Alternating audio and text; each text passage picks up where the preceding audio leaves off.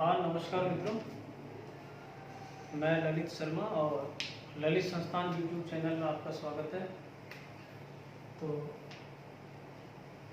लाभ हानि का पार्ट 2।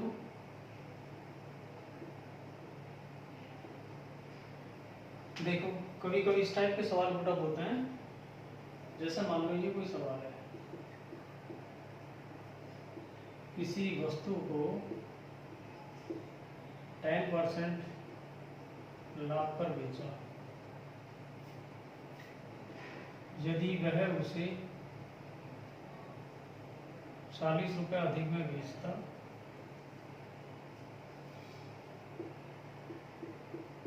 तो 14% लाभ होता।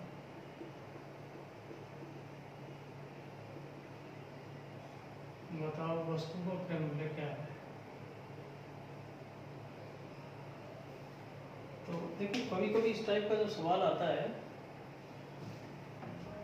तो आपका काम, मान लिया जाए कोई सामान 100 रुपए का है, ठीक है, 10% लाभ पर बेचा, ये आपने क्रय मूल्य मान लिया। 10% लाभ पर बेचा, 10% लाभ का मतलब कितने में बेचेगा? 110 में। अब ये बोलता है यदि वह उसे 40 रुपए अधिक में बेचता, तो इस चीज को आप छोड़ो, ठीक है। देखो एक बार दोबारा,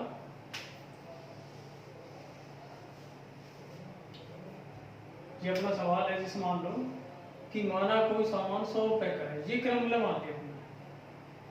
किसी वस्तु को 10% लाभ पर बेचा, 10% लाभ पर बेचने का मतलब क्या हुआ?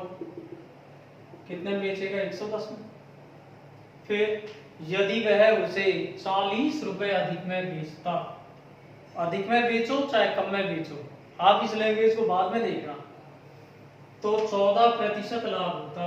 अब 14% लाभ होने का मतलब क्या हुआ भाई? कितने में बेचेगा? 114 में। अगर उसको 14% ही लाभ चाहिए तो बेचेगा कितने में? 114 में। पहले के बजाय गौर से देखें तो कितना फालतू मिला यहाँ?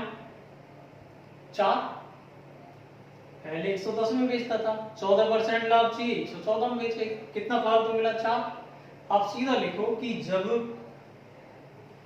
4 रुपए अधिक मिलते तो क्रय मूल्य क्या माना हमने? 100। और जब 1 रुपए अधिक मिले तो 100/4, और जब 40 अधिक मिले तो गुना 40। अब लेना आप उसको, 4 10 40, इसका मतलब कितने का सामान है? 1000। अब इसका थोड़ा सा एक बड़ा रूप देख लो। जैसे मान लो ये कोई सवाल है,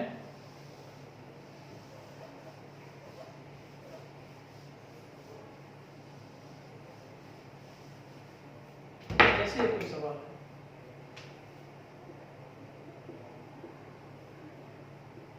किसी वस्तु को 5% लाभ से बेचा, यदि वह उसे 10% कम में खरीदता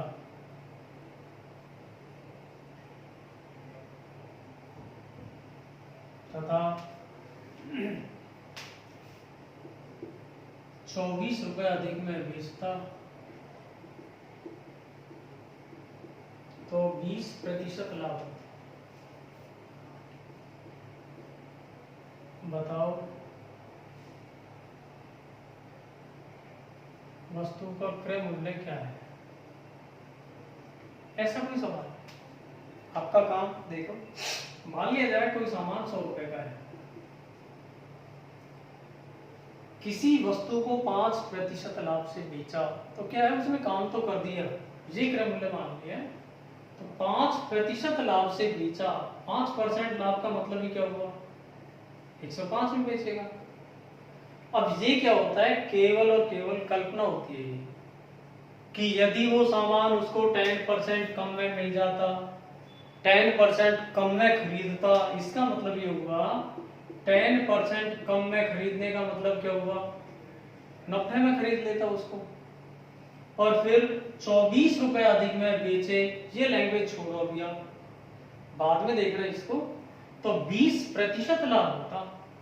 अब आप ये समझो कि 20% लाभ का मतलब वो बेचेगा कितने भाई, 20% लाभ से बेचे तो कितने बेचता, 90 का 20 ले लिया आपने, 9 दूनी 18, 90 का 20% 18 है, 18 रुपए लाभ का मतलब कितने में बेचेगा उसको, 108। अब आप गौर से देखें तो पहले के बजाय कितना फालतू मिला आपको यहाँ, 3, 105 है, 108 है, 3 अधिक है।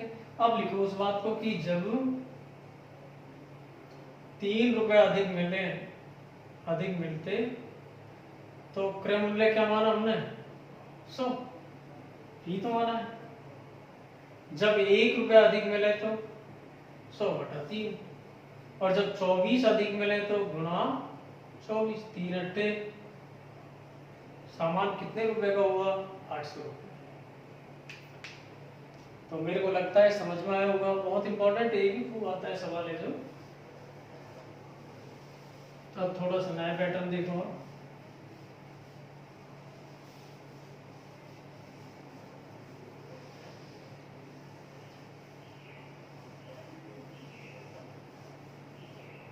कभी कभी इस टाइप से सवाल पुटअप होता है, जैसे दे दिया मान लो ये 2 घड़ी 3000 रुपए में खरीदी, पहली घड़ी को 15% लाभ से बेचा तथा दूसरी घड़ी को 10% की हानि से बेचा, तो न लाभ हुआ और न ही हानि।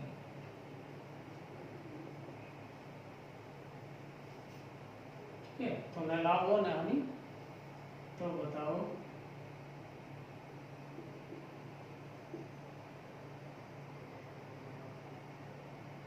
दोनों घड़ियों को निकाल के चलो, दोनों घड़ियों का क्रय मूल्य कितने कितने रुपए है। किसी एक का पूछेगा तो मैंने दोनों निकाल लिए। सवाल को कराने से पहले आपको बता दूं, इस सवाल को आप एक्स मान के भी हल कर सकते हो, ठीक है ना, वैसे भी कर सकते हो, एक्स वाई से भी कर सकते हो, पर उनको सबको छोड़ो। आप इस सवाल में सीधा मिश्रण को ला रहे हैं। अब वो मिश्रण क्या है, मिश्रण असल में क्या होता है, जब 2 क्वालिटी की चीज आप मिक्स करते हो तो बीच में जो बन के आती है, ठीक है ना, तो किस रेशो में आती है वो चीज होती है। मैं आपको थोड़ा सा एक एग्जांपल बताऊं, जैसे मान लो आपके पास एक तो बढ़िया गुड़ है, खाने वाला है, ये तो बढ़िया गुड़ है, और एक कोई लपटी टाइप में गुड़ है, मान लो बड्डा गुड़ जिसको बोलते हैं, ये लो ये बड्डा गुड़ है, ठीक है। मान लो खाने वाला गुड़ 40 रुपए किलो मिलता है, लपटी है जो मान लो 20 रुपए किलो मिलती है, और इनको आपने इस तरह मिक्स कर दिया है, मान लो क्वालिटी 30 रुपए किलो आ रही है। तो मेरे को लगता है इसमें कोई मिश्रण की आवश्यकता नहीं है, हम इजी गोइंग में वैसे बता देंगे भाई बराबर मात्रा में मिलाया होगा, बिल्कुल बीच आ रहा है।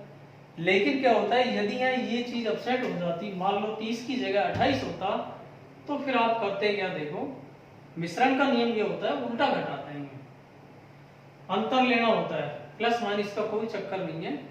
28 में और 20 में अंतर क्या है, 8 का। 40 और 28 में अंतर कितना है, 12 का।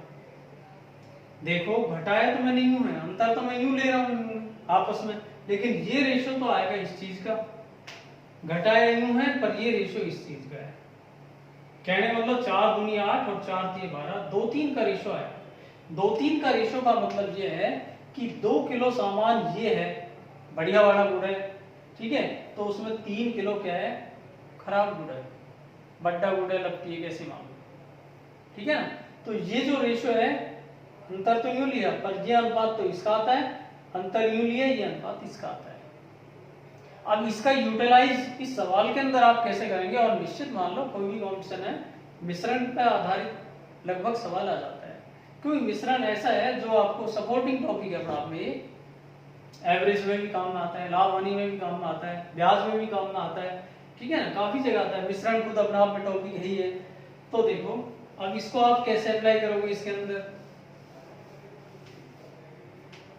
आपको पता है दोनों घड़ी 3000 में खरीदी, टोटल 3000 है कॉस्ट वैल्यू, ठीक है।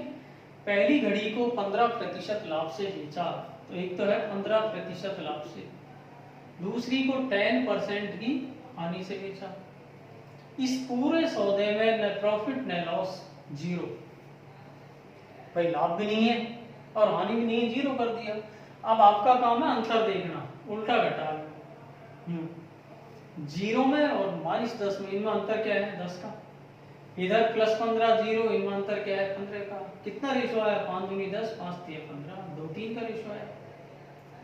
आपको पता है, मैंने बताया कि अंतर तो आप यूं ले रहे हैं, पर ये जो अनुपात है वो इसका है। अंतर आपने यूं लिया, पर ये अनुपात इस चीज का है। अब मान लिया जाए मेरे को 15% लाभ से जो घड़ी बेची है उसका क्रय मूल्य निकालना है, तो देखो क्या है, चाहे तो आप डायरेक्ट ही कर लो इसको। 2 3 5 अनुपात है, और 5 अनुपात का मतलब 3000 है, तो 1 अनुपात का मतलब 600 हो जाएगा, और 2 का मतलब 6 दूनी 1200 रुपये हो गया। और वैसे नहीं आता है तो ये लो भाई, आपको ये चाहिए 15% लाभ वाली घड़ी का क्रय मूल्य चाहिए, तो 2 बटा अनुपात हो गए 2 3 5 और गुणा 3000, 5 छक्की कितना है भाई? 1200। मान लो आपको दूसरी घड़ी का चाहिए जिसको आपने 10% हानि से बेचा है, उसका कॉस्ट प्राइस आपको निकालना है, तो इसका रेशियो कितना है? 3 है, तो 3 बटा अनुपात हो गए गुणा टोटल अमाउंट क्या है? ये कितना आता? 1800। या फिर आप 3000 में से इस 1200 को घटा देते तो भी 1800 आता, ठीक है। हाँ, लेकिन इसमें भी अब ये है कि आप ये जोड़ने घटाने में गलती मत करना। देखो कैसे करते हो आप। और एक सवाल ले लेता हूं, चलो डिजिट यही रख लेता हूं। 15 लाख से दूसरी को 10 हानि से,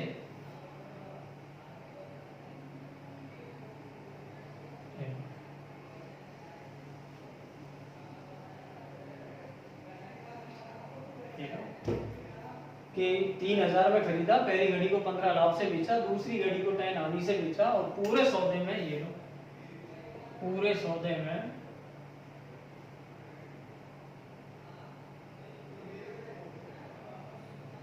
2% हानि होती है।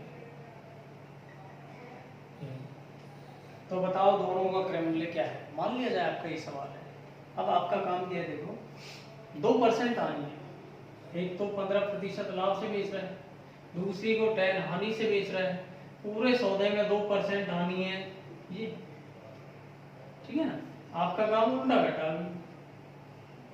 यूं अंतर लिया आपने, तो इनमें जो अंतर है वो कितना अंतर है भाई?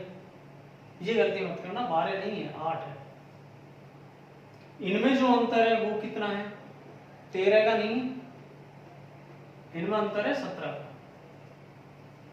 ठीक है। आप देख सकते हो भाई, जीरो से आप लेते हो, 0 1 2 3 4 5 ऐसे 15 है, फिर यहाँ -1 -2 कितना अंतर आया देख लो खुद ही। असल में क्या है, 0 में और 15 में ही अंतर 15 का है, तो 0 के बाद में -1 -2, तो यूं गैप कितना आया? 17 है। इधर इनकी बात करता हूं मैं, तो -10 और -2 है, इनमें अंतर कितना है? 8 का, ठीक है ना।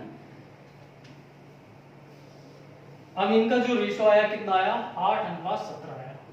मान लो आपको इस घड़ी का मूल्य चाहिए 15% वाले का, तो 8 बटा अनुपात हो गए 25 गुणा टोटल अमाउंट क्या है? 3000, 25 से ये 12 8 96 कितना आता? 960। लेकिन क्या है, आप लोग गलती जल्दी जल्दी भी कर जाते हो, इस पे जरूर ध्यान रखें। अगर ये 2% लाभ होता तो फिर रेशो क्या आता? चलो रेशो की बात कर ले हम, सीधी सी बात है, एक में तो 15% लाभ है, एक में 10 हानि है, पूरे सौदे में 2% लाभ है, तो फिर क्या आना है रेशो? इनमें जो अंतर है कितना है?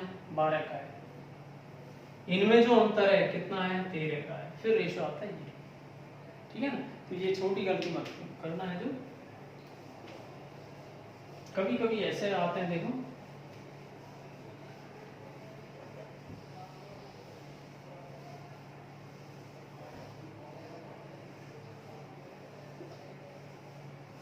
जैसे मान लो ये कोई सवाल है,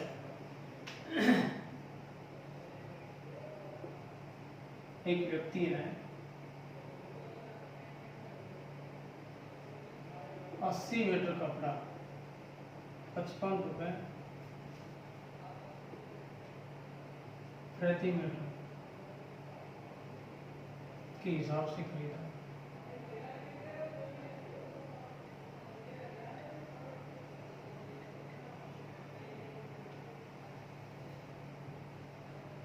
कपड़े के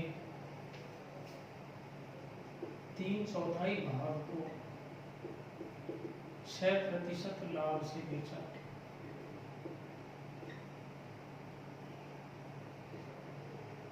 तथा शेष भाग को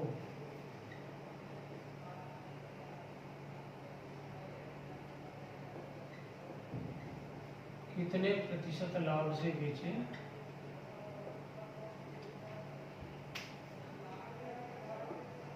कि पूरे कपड़े पर 10% का लाभ हो जाए। ऐसे मान लीजिए इस टाइप का कोई सवाल है तो देखो आपकी अप्रोच क्या होती है, आप फुल डिस्क्रिप्शन में जाते बहुत लंबा पड़ जाएगा कि भाई 80 रुपए मीटर, ये 80 मीटर कपड़ा 55 रुपए प्रति मीटर के हिसाब से खरीदा, तो पूरे कपड़े का आप क्रय मूल्य निकालते, फिर पूरे को 10% लाभ से बेचा तो उसका 10 निकालते, ठीक है ना, 10 निकाल के क्रय मूल्य में जोड़ते या डायरेक्ट निकाल लेते आप जो भी है। लेकिन इस तरह करने में बहुत लंबा पड़ेगा ये। आप इसको डायरेक्ट अप्रोच क्या होगी आपकी वो देखें, कोई आवश्यकता नहीं है आपको पूरी चीज देखने की है, ये छोड़ो इसको। कपड़े का 3/4 हिस्सा, 3/4 भाग, 3/4 भाग का सीधा मतलब ये होता है कि जैसे मान लो मैं कपड़े को 4 हिस्सों में बना लेता हूं तो 3 हिस्से, ठीक है ना। तो एक तरह मैं यूं बोल दूं कि जैसे 3 भाग को 6% लाभ से बेचा और शेष क्या बचना है भाई, एक भाग को कितने प्रतिशत लाभ से बेचे कि पूरे कपड़े पर, पूरा कपड़ा क्या होना है 4 भाग, पूरे कपड़े पर 10% का लाभ हो जाए। ऐसा कोई सवाल आएगा तो देखो आपको पता है 3 हिस्से हैं, 6% लाभ है तो 6 3 18 लाभ है। इधर यहाँ 4 हिस्से हैं, टोटल 10 लाभ है, 10 तो 40 लाभ आए। अब आप कुछ सोचो यहाँ भाई 40 लाभ बनाने के लिए यहाँ कितने की आवश्यकता है आपको कि 40 लाभ हो जाए। आपको पता है 18 आपके पास है, 22 और होता तो 18 और 22 40 हो जाते हैं, इसका मतलब यह 22 होना चाहिए। और आपको ये भी समझ में आता है कि जब यह 22 है, यह एक ही हिस्सा है तो यह कितना परसेंट लाभ आएगा 22%। इसका मतलब कितने परसेंट लाभ से बेचा होगा 22। 2 हिस्से होते मैं 11 कर देता, क्योंकि मेरे को तो यह 22 चाहिए, ठीक है ना। तो हो सकता है आपको अभी नहीं आया होगा। और एक दूसरा सवाल लेता हूं, देखो इस टाइप पे देखें,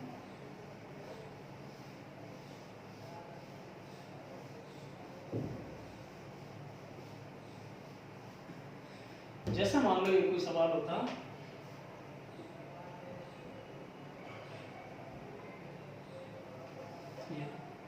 कि एक व्यक्ति ने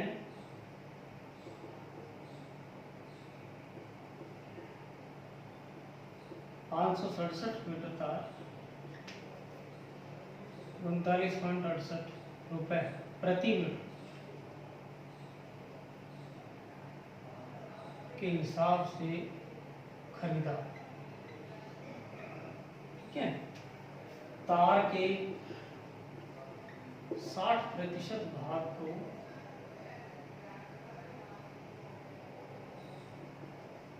10% लाभ से बेचा तथा शेष भाग को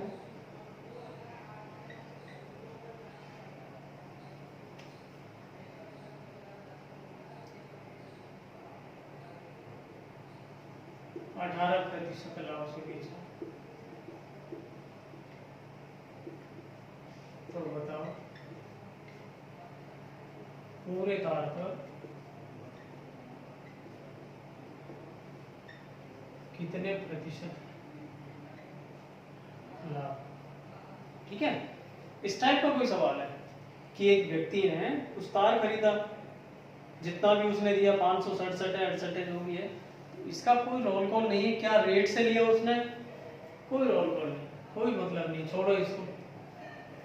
567 है, 580 होता, 1580 होता, 1567 होता, 139 की रेट होती, मैं इसको देखते हैं।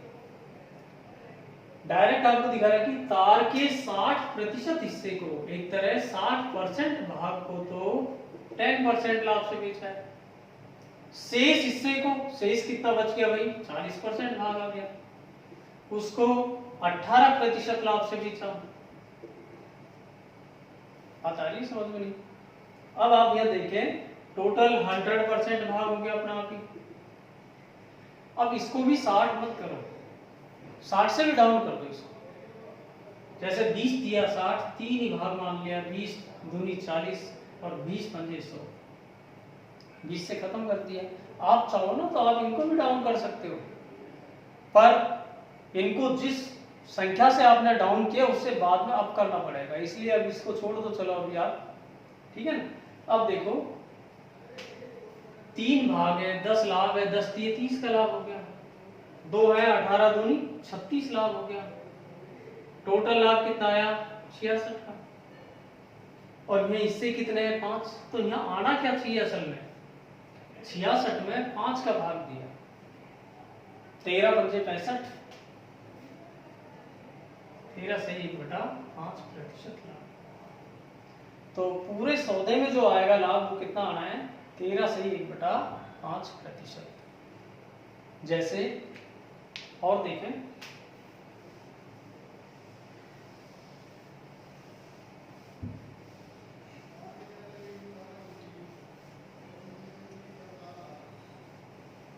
अब भी नहीं है, और एक सवाल देख लें।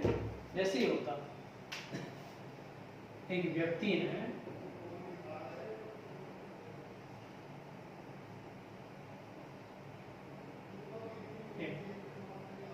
$2800 मैच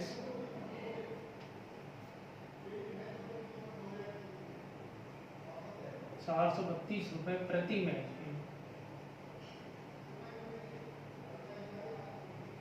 हिसाब से खरीदी, ठीक है। मैचों के 3/7 भाग को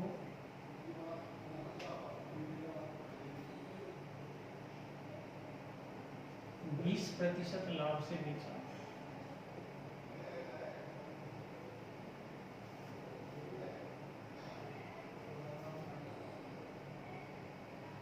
तथा 1/7 भाग को क्रय मूल्य पर बेचा, और शेष मैचों को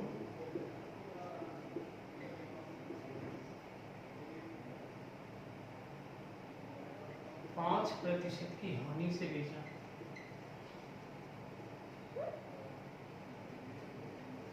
तो पूरे सौदे में